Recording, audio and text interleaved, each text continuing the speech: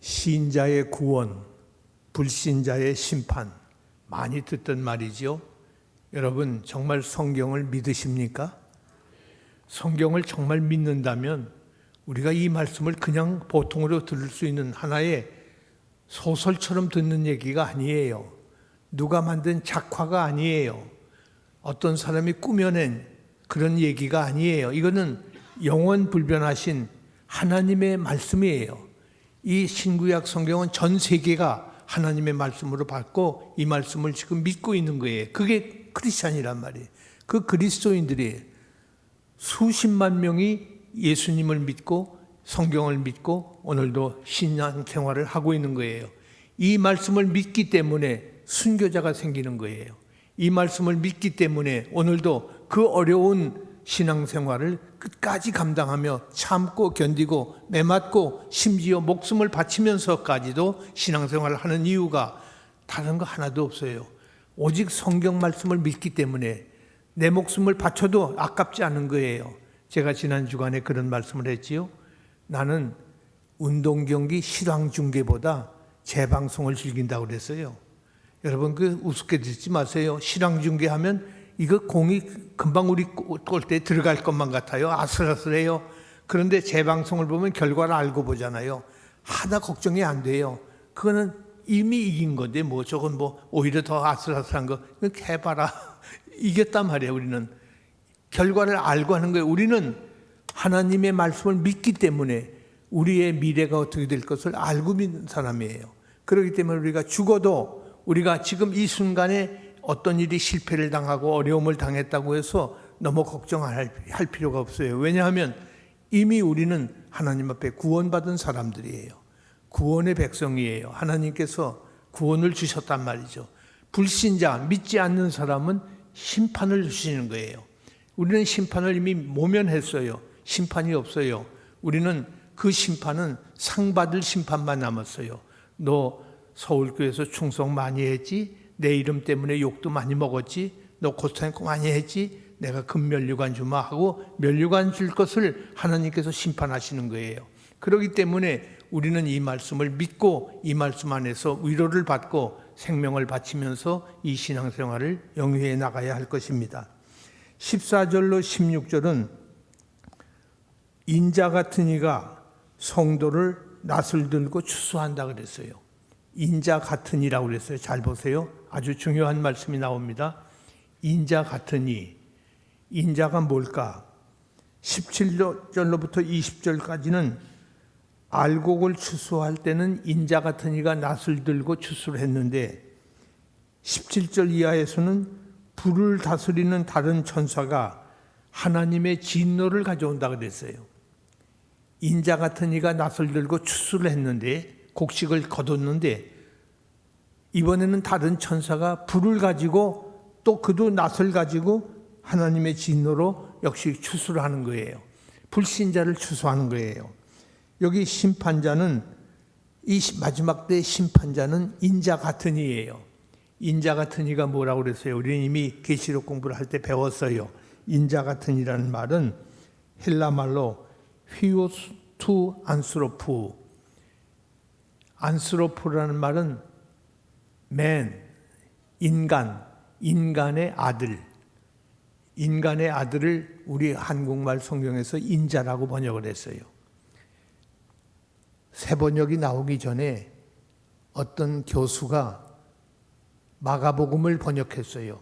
그때 인자를 사람의 아들이라고 번역해서 발표를 할 때 저도 갔었는데 큰 난리가 났어요. 그는 사실은 국문학자예요. 국문학자가 헬라어 공부를 조금 해가지고 사람의 아들 뭐 이러면서 번역을 했단 말이에요. 사람의 아들이 구름 타고 영광의 그 모습을 말하는 전부 사람의 아들로 번역했어요. 그거는 헬라어를 문자적으로 해석하면 사람의 아들이 맞아요. 그런데 우리 한국말 성경에 옛날 사람들이 번역한 거지만은 인자라고 번역했어요. 중국 사람들이 하는 말이죠. 사람 인자, 아들 자자. 인자, 사람의 아들로 번역했어요. 그것이 잘못된 게 아니에요. 아주 잘 번역한 거예요. 우리가 인자는 사람의 아들이라고 번역하면 큰일 납니다. 오히려 인자라고 그냥 읽는 게 좋아요. 왜 그런 거 하니? 그가 권세의 영광 중에 재림하실 때 사람의 아들로 오시기 때문에 그 사람의 아들로 어떻게 오는가? 변화산과 예수님이 승천하실 때에 영광의 구름을 타고 변화산에서 나타나시고 또 승천하실 때 올라가시지 않습니까? 이때도 인자가 올라가신다 그랬어요. 인자 같은 이의 모습과 이 모습이 어디에 나타나는 거 하니 많은 신약학자들이, 역사학자들이 특별히 이 인자 사상에 대해서 연구를 많이 했어요. 죄송합니다만은 저도 논문이 하나 있어요. 인자에 대한 논문이 있어요. 그런데 인자가 뭐냐? 이 인자는 다니엘서 7장 13절에 인자 같은 이라는 말이 나와 있어요. 이미 다니엘서에 인자가 아니라 인자 같은 이가 나와 있어요. 왕 중 왕으로, 모든 세상의 왕의 왕이에요. 왕 중 왕으로 승리의 멸관을 쓰고 예리한 낯을 가지신 종말의 때에 나타나실 심판자, 그 심판자가 인자 같은 이예요.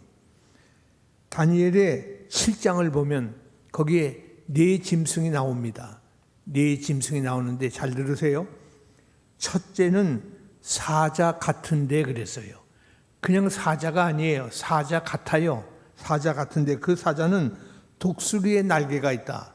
사자에게 날개가 있으니 그 사자라고 할 수 있어요? 동물학에서는 사자는 날개가 없습니다. 그런데 사자 같은데 그랬어요. 두 날개가 있고 그리고 사람처럼 두 발로 서요. 사자가 사람처럼 서다닌단 말이죠. 그리고 사람의 마음을 가졌다 그랬어요. 그러니까 사자는 아니죠. 사자 같은데 하는 말이 맞아요. 그리고 곰 같은데 둘째 현상은 곰 같은 걸 봅니다. 곰은 곰인데 몸 한쪽이 들렸고 곰이 한쪽을 들고 있습니다. 입 사이에 새 갈빗대를 물고 이 사이에 새 갈빗대를 물고 있고 많은 물고기를 먹고 있다. 그것이 곰 같은데라는 이 짐승의 환상이에요. 곰도 아니에요. 근데 곰 같아 보이는 거예요. 그리고 표범 같은데, 셋째는 표범 같아요. 표범 여러분 아시죠? 등에는 새의 날개 넷이 있고, 표범이 어떻게 날개가 있습니까? 넷이나 있어요. 머리 넷이 있고 권세를 받았더라. 표범. 그리고 넷째는 무섭고 놀라우며 강하고 새로 된 이가 있고 열뿔이 있다. 참 이상한 환상을 다니엘이 보고 있어요.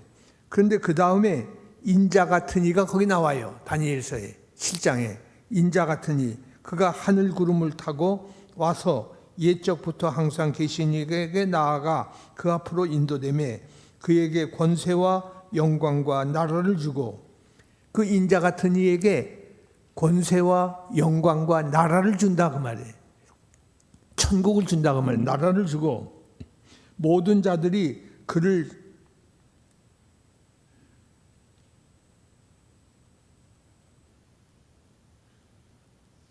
섬기게 하셨으니, 모든 자들이 인자 같은 이를 섬기게 했어요. 그의 권세는 소멸되지 아니하는 영원한 권세요. 그 권세가 없어지는 권세가 아니에요. 임기가 끝나면 없어지는 권세가 아니고 영원한 권세요. 나라는 멸망하지 아니할 것이니라. 그 나라는 멸망하지 않는 나라다. 그 나라를 갖고 계신 분이 인자 같은 이가 갖고 계신다. 그렇게 말씀하고 있습니다. 그러니까 다니엘서 7장에 나오는 인자 같은 이를 예수님이 자기 칭호로 말씀을 하는 거예요. 자기가 자기를 부를 때 우리 옛날 사람들은 왕이 짐이라고 그러잖아요. 짐이 복수형을 써요. 왕의 권위를 위해서 내가 그러질 않고 짐이 그럽니다. 복수형을 쓰는 거예요. 신약학자들과 역사학자들이 인자에 대한 기원을 연구를 많이 했어요. 성경에서 특별히 기원을 찾는데 에스겔서와 다니엘서 두 군데 인자가 나와요. 에스겔서는 여러분 잘 기억하는 대로 인자야 혹격으로 나와요. 인자가 아니라 인자야, 인자를 부르는 거로 나와요. 혹격으로 나온 것이 에스겔서예요. 그러나 다니엘서에서는 인자 같은 이가 나오는데, 인자 같은 이라는 말은 연약한 인간과 그리고 하나님 혹은 천사를 대표하고 있는 존재를 인자 같으니라고 말을 했어요.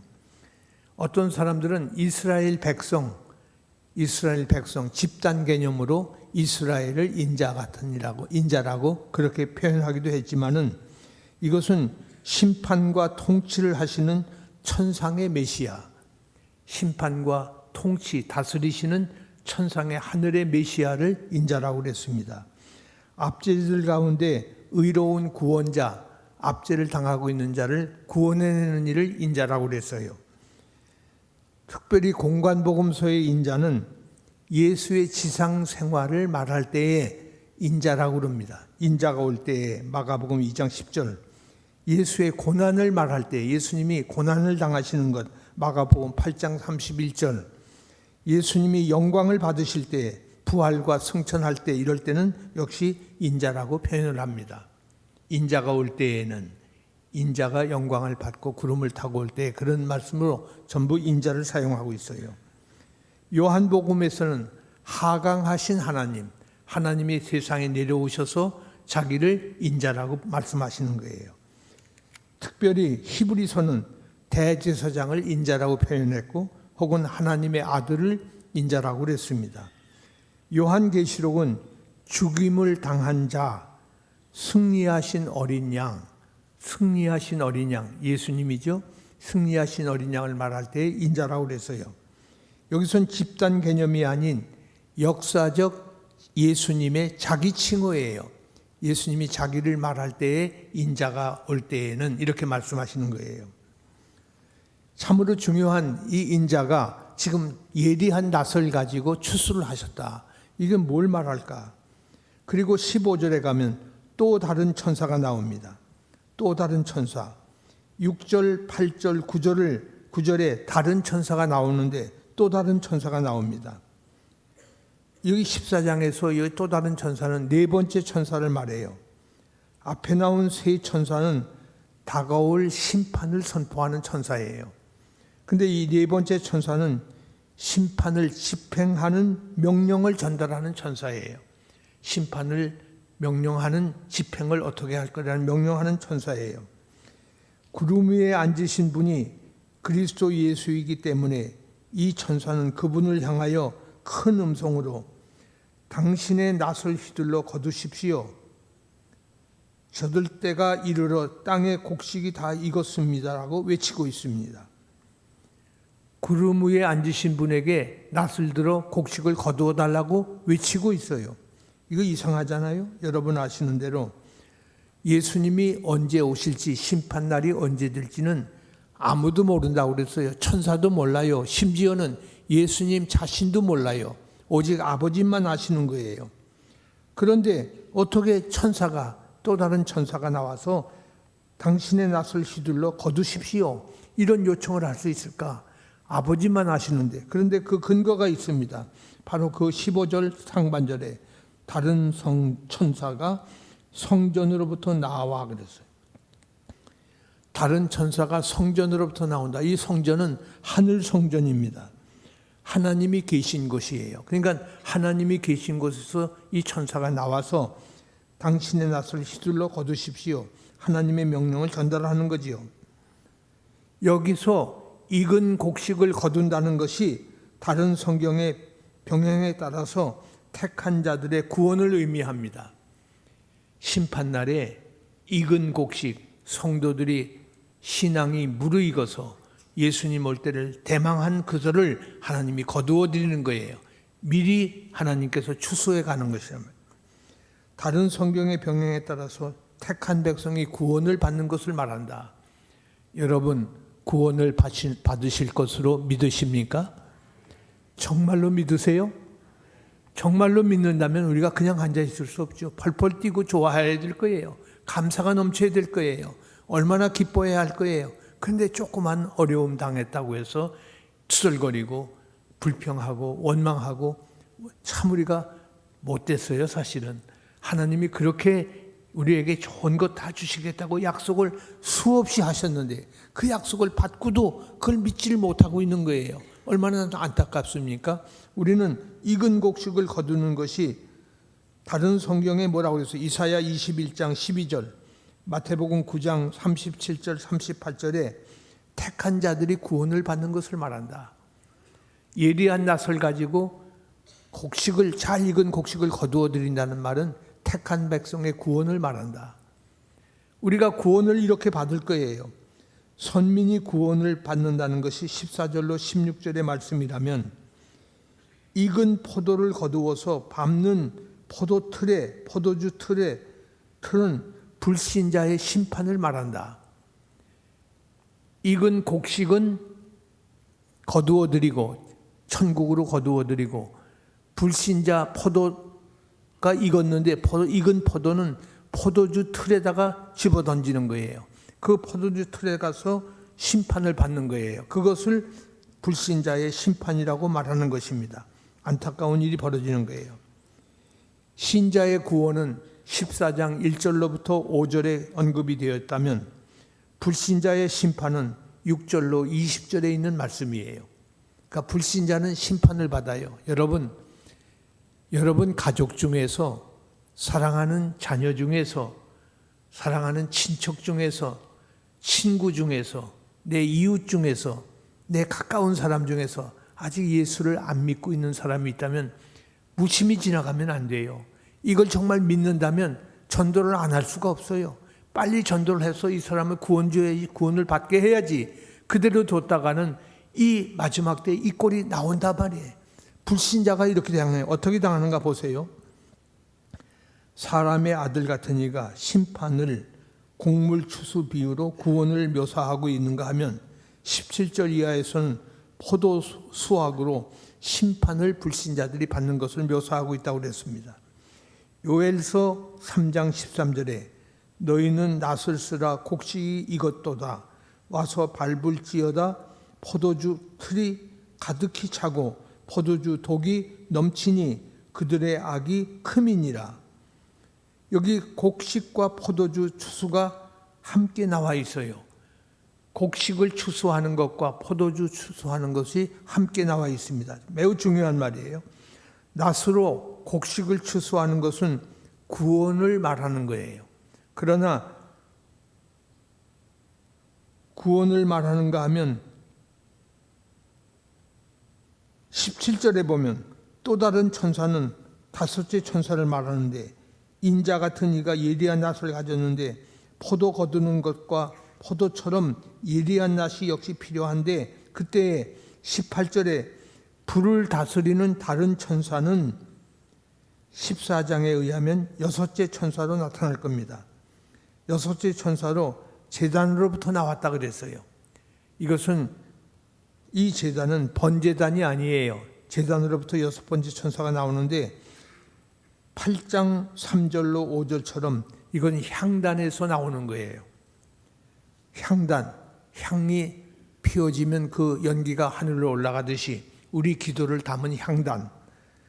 8장에서 천사가 성도들의 기도가 향과 함께 불을 담아다가 땅에 쏟을 때 하나님의 진노의 상징으로 뇌성과 음성과 번개와 지진이 났다.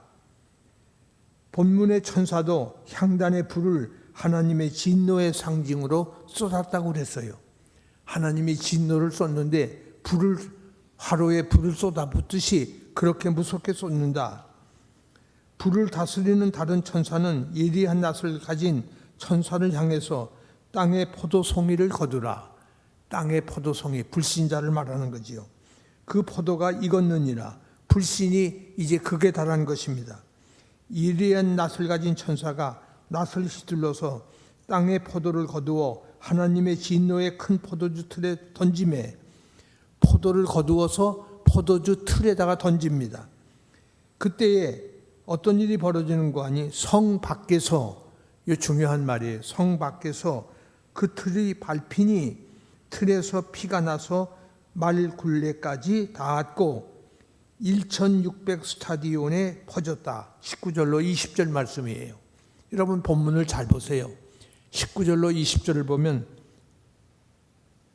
틀에서 피가 나서 말굴레까지 닿으니 1600 스타디온에 퍼졌다.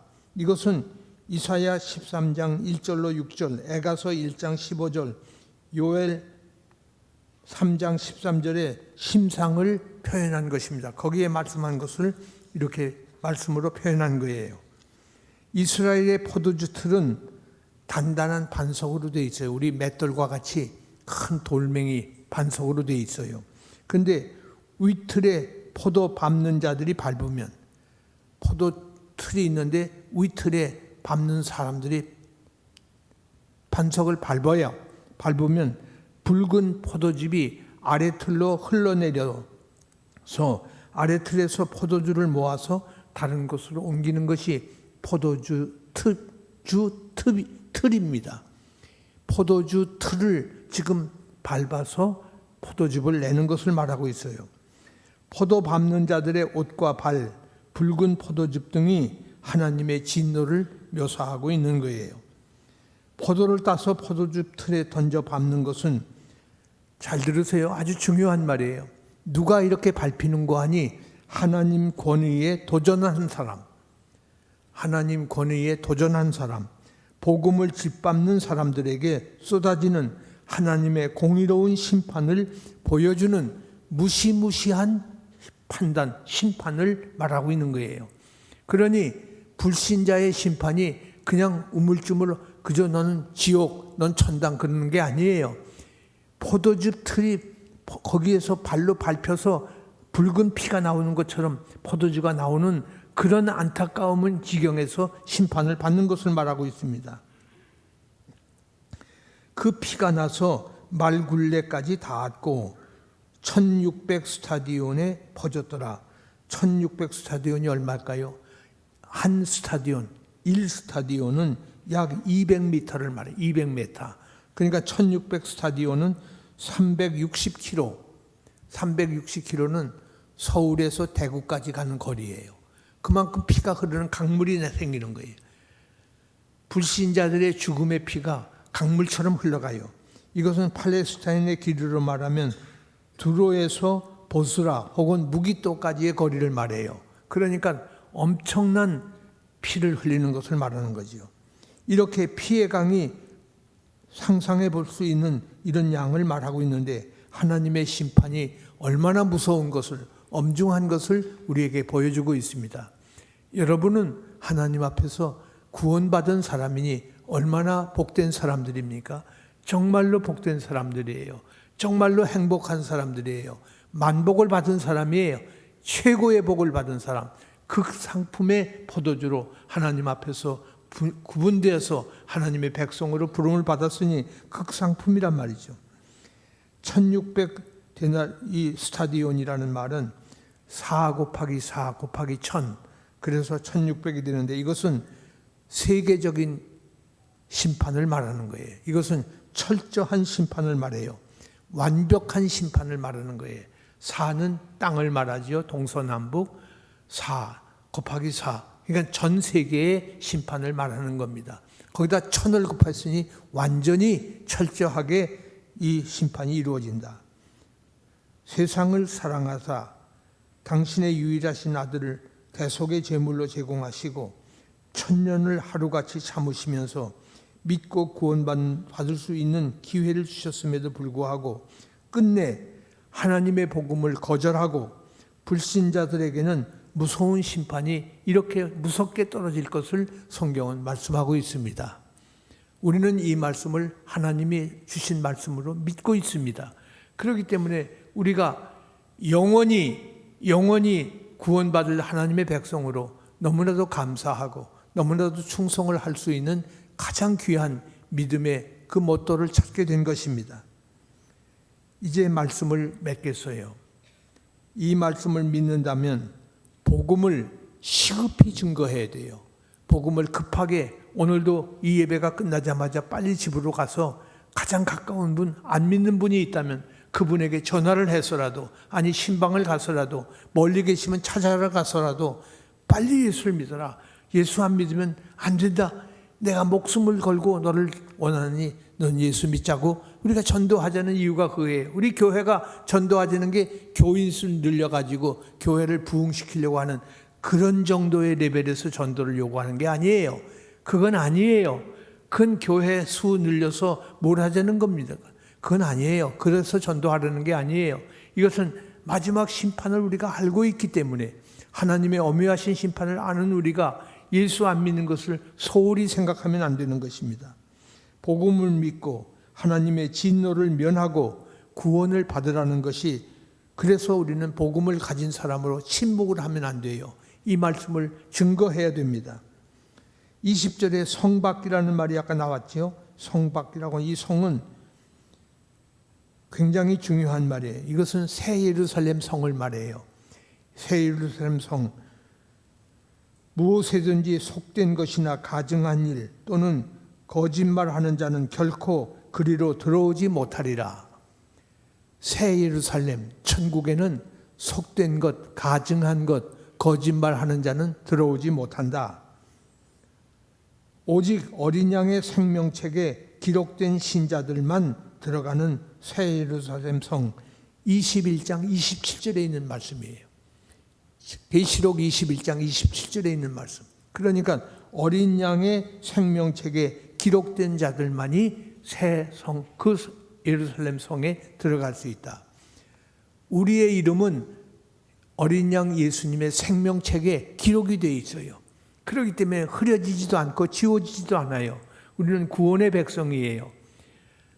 그리스도 예수 안에 있는 자에게는 정죄함이 없나니, 누가 날 보고 너 그때 거짓말 시켰지? 너 그때 도적질했지? 너 그때 간음했지? 아무리 사탄이 고발해도 예수님이 나를 대신해서 이미 죽으셨어요. 피 흘리셨어요. 그걸 믿는 사람은 생명록에 이름이 기록되어 있단 말이에요. 이 확신을 가지고 오늘도 주님을 섬기는 하나님의 자녀들이 되기를 간절히 소원합니다. 하나님 앞에서 새 예루살렘에 들어갈 사람들, 속된 것이나 가증한 일, 거짓말하는 자는 결코 그리로 들어갈 수 없다. 속된 사람, 가증한 사람, 가증하다는 게 뭐예요? 외식하는 사람이죠. 외식하는 사람, 그리고 거짓말하는 사람, 예수님이 내 생명의 주님이라는 것을 믿지 않고 거짓말하는 거예요. 그런 사람은 새 예루살렘 성에 들어갈 수가 없다. 성받기라는 말은 그리스도께서 구원을 위해서, 우리를 살리시기 위해서 하나님의 심판을 대신 받으신 곳이 성 안이에요. 성 밖이에요. 이 성 밖에서, 다시 말해서 예루살렘 성 밖에서 예수님이 갈고다 언덕에서 십자가에 못 박히셨어요. 그 성 밖에서 못을 받고 죽으셨는데, 불신자들은 이 예수님의 십자가 구원을 등한히 했어요. 그것을 중요하게 생각을 안 하고 거절했기 때문에 심판의 장소인 성 밖에서 스스로 선택한 심판을 받는 것입니다. 성 밖에서 심판을 예수님이 받으셨대. 그걸 믿었으면 구원을 받는데, 지금 성 밖에서 구원을 일으키신 예수님을 믿지 못했기 때문에 결국은 믿지 못한 불신자들은 지옥행을 갈 수밖에 없었다. 추수곡식과 포도수확은 마지막 심판을 비유하는 말씀이에요. 추수곡식, 잘 익은 곡식단을 낫으로, 예리한 낫으로 걷어들인다. 그리고 포도를 포도즙 틀에 던진다. 그래서 거기서 엄청난 피를 흘리는 포도주가 쏟아진다. 그 안타까운 심판이, 불신자의 심판이 나와요. 요한계시록 19장에 보면 최후 심판이 나오는데, 그 심판에 대한 비유가 바로 여기서부터 시작이 되는 겁니다. 국가와 교회 간의 갈등 배후에 대해서 12장에서 14장 사이에서 말씀을 하고 있어요. 어두움의 세력들과 하늘의 주님 간의 오랜 영적 전쟁이 계속되어 왔죠. 지금도 영적 전쟁은 계속되고 있어요. 어두움의 세력은 마지막 때를 당해서 마지막 발악을 하는 거예요. 최후 발악을 해요. 그러나 주님, 하늘의 주님은 권세와 영광과 존귀를 가지시고 그 어둠의 세력을 무찌르는 것입니다. 계시록의 이 부분의 결론으로 14장은 말하고 있어요. 그리고 메시아 심판에 대해서 19절, 20절이 이렇게 말씀합니다. 천사가 낫을 땅에 휘둘러 땅의 포도를 거두어 하나님의 진노의 큰 포도주 틀에 던지매, 불신자를 포도주 틀에 던져요. 거기서 위에서 맷돌로 사람이 밟으면 그때는 피가 흐른다. 포도주가 흐른다. 성 밖에서 그 틀이 밟히니 틀에서 피가 나서 말 굴레에까지 닿았고 1600 스타디온에 퍼졌더라. 1600 스타디온, 긴 한 스타디온이 약 192m 혹은 200m 정도 되는데 여기서 대구까지 가는 강물이 흐르듯이 그렇게 피가 흐른다. 그 최후의 이 불신자들의 심판이 이렇게 무섭게 일어나는 거예요. 여러분, 사랑하는 가족, 사랑하는 친구, 사랑하는 이웃 그대로 둘 수가 없어요. 급합니다. 지금 언제 주님이 재림하실지, 언제 심판의 나팔 소리가 들릴지 우리는 아무도 몰라요. 요한계시록이 아주 어려우면서 이 말씀을 사람들이 사랑하는 이유가 여기 있어요. 이 말씀을 배웠고 이 말씀을 알고 이 말씀을 믿기 때문에 목숨을 버리는 거예요. 목숨이 아깝지 않아요. 목숨을 버리는 게 아니라 인생 전부를 바치는 거예요. 그것 때문에 생활을 하고 그것 때문에 사는 거예요. 죄송합니다. 저도 학생 시절에 목사님한테서 저를 가르치던 고등부 담임 목사님이 요한계시록 강의를 했어요. 그분은 전천년주의자예요. 전천년주의자였기 때문에 하나의 역사적 사건에서 요 마지막 때가 이제 아직은 안 왔지만 곧 온다 뭐 이런 식으로 가르치는 거예요. 그런데 이것은 마지막 때가 그때가 따로 있는 게 아니라 초림과 재림 사이가 이 마지막 때예요. 이 때를 지금 무천년설이라고 하는데 저는 무천년주의자예요. 무천년주의, 개혁주의, 종교개혁자들이 다 무천년설을 주장했어요. 그렇기 때문에 무천년주의자들은 지금이 바로 이때란 말이에요. 지금도 심판을 계속 받아요. 마지막 때도 심판, 대심판이지만은 그러나 지금이 중요한 거예요. 오늘이 중요한 거예요. 지금 내가 하나님 앞에 선다면 나는 내 이름이 예수님의 어린 양의 생명책에 내 이름이 기록되어 있을까? 그것을 의심하면 믿지 못하는 사람이죠. 그러나 믿으면 그 사람은 구원의 자녀예요. 믿음으로 하나님의 영광을 보리라. 믿으면 하나님의 영광을 보리라. 우리가 믿고 안 믿는 것이 이런 엄청난 차이가 있어요. 하나님 앞에서 믿을 때 확실히 믿고 분명히 믿고 완전히 믿는 하나님의 자녀가 될 수 있기를 간절히 소원합니다. 하나님 아버지 감사합니다. 오늘도 우리와 함께 하신 주님, 이 시간에 말씀을 받았습니다. 이 말씀 소설로 받지 않게 하시고 연극 어떤 사람이 만들어낸 작화로 받지 않겠사오니 하나님이 주신 말씀으로 이 말씀을 믿고 이 말씀대로 사는 저희들이 되게 하여 주옵소서.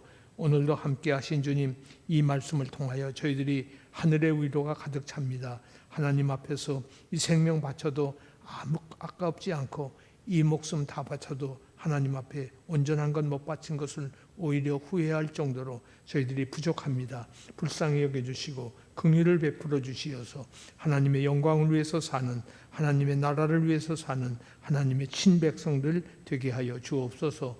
예수님 이름으로 기도드립니다. 아멘.